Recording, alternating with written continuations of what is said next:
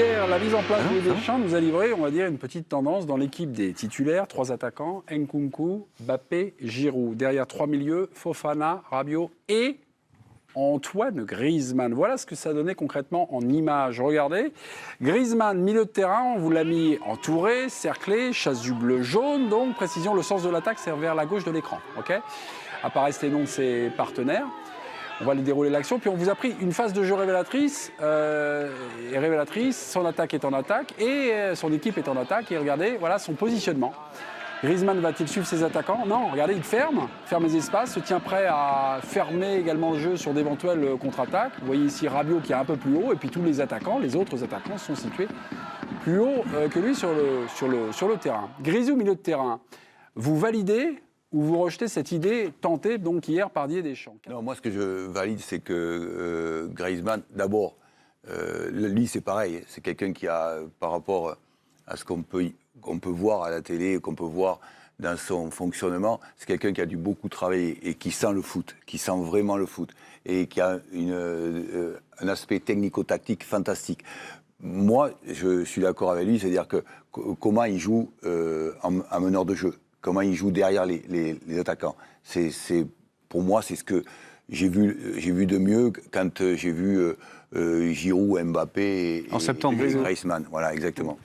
Mais tu ne le vois pas dans un milieu à 4-3-3 alors, à droite de la sentinelle. Voilà, exactement. Moi, je le vois moins là-dedans pour les aspects de récupération du ballon. Tu vois, parce que quand tu mets un 4-1-4-1, tu dois avoir comme on appelle ça, des 8 qui sont capables, effectivement, d'avoir un très gros volume et de récupérer des ballons. Même volume, il l'a, lui. Oui, le volume, il l'a. Donc, mais, pardon, dans votre arbitrage, vous validez ou vous le rejetez, style-là? Cet essai-là fait par Deschamps. Non, vous validez l'histoire du 8, pour moi... Non.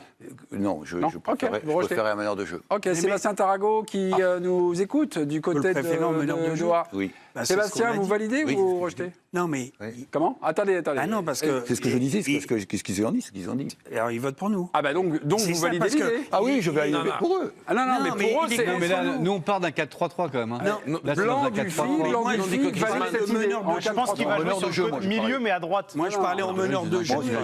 C'est un numéro 10. Les gars, on s'appuie sur des images. Le mec joue en Ligue 1. Nous, avec Giovanni, on dit qu'il doit jouer au milieu offensif plus haut. Vous dites qu'il doit jouer plus bas à 8. Donc tu nous donnes le point à nous. D'accord. Je pense qu'il va jouer. Ne commencez pas en bon. Eric était avec vous.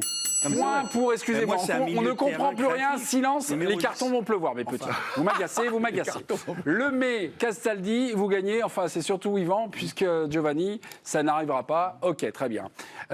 Sébastien Tarago qui nous attend du côté de Doha. Alors cet essai-là de Didier Deschamps, sur Griezmann, on va dire un peu relayeur, un peu plus bas que l'habitude, vous validez ou vous rejetez, vous, Sébastien ?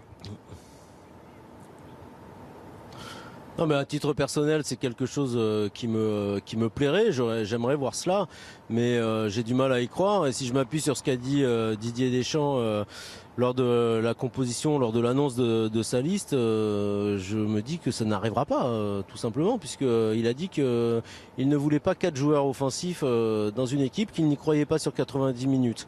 Donc je vois pas comment ça pourrait arriver. Alors tous les sélectionneurs se contredisent, Didier Deschamps y compris, mais si on l'écoute bien, ça n'arrivera pas.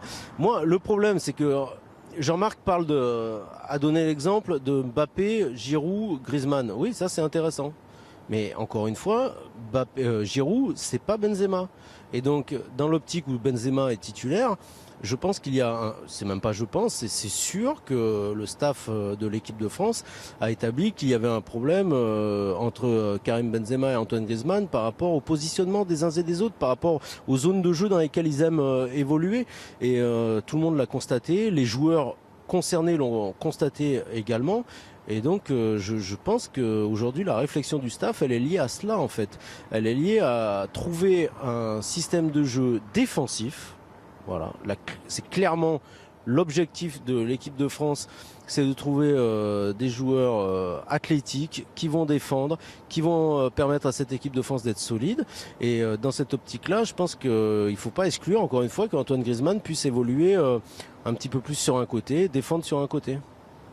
De votre réponse, Sébastien, et de votre éclairage, compte Twitter de l'équipe du soir, qui gagne ce super duel. Vous concluez, Eric, très rapidement. Non, je dis, c'est incroyable de ne pas imaginer non plus Dembélé ou Coman à droite. C'est à pleurer. C'est pas sa philosophie. Évidemment, ça peut être regrettable. Non, mais ça peut être regrettable. Beaucoup de gens ne parlent que d'un autre système et jamais celui-là. Alors que t'as un Coman au Bayern, t'as un Dembélé au Barça. Mais je m'en fous, moi je dis, j'en ai rien à foutre de ce que Deschamps il fera ce qu'il voudra. Moi je dis, ce que je dis c'est triste. Parce qu'en 70, tu jouais avec Rivellino, Gersino, Pelé. Alors le foot a changé. Au Barça, tu joues avec 4 attaquants. T'avais un milieu de terrain, Iniesta, il venait avec la MSN.